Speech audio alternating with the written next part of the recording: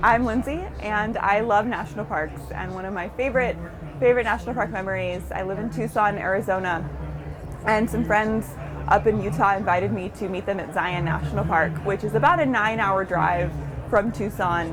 And in order to be able to make it to the trip, I had to leave very, very early on Saturday morning and had to come back very late Sunday night. So I ended up driving anywhere between 16 to 18 hours for a less than 48-hour trip.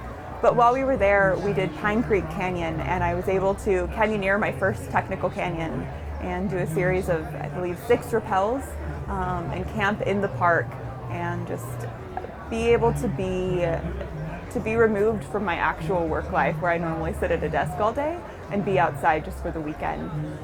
And I have a lot of stories like that, but that one's probably my favorite because the long drive was really worth it for such a short time in the park.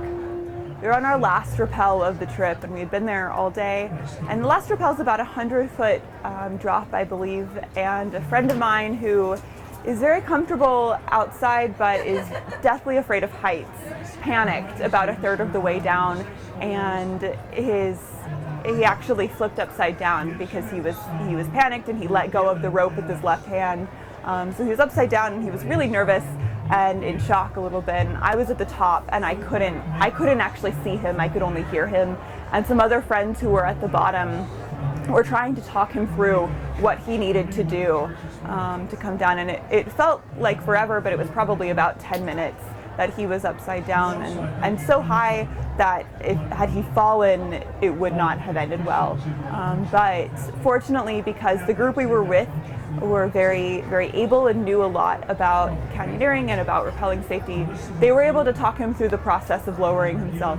And what we actually did to calm him down, he loves Bear Grylls, and we reminded him that there's an episode where he rappels upside down, right? So we were able to use that as sort of a way to break his stress a little bit and help him come back in and focus and lower. And everyone was fine, everyone was safe, and we all continued to canyoneer and to rappel. It didn't harm the experience in any way.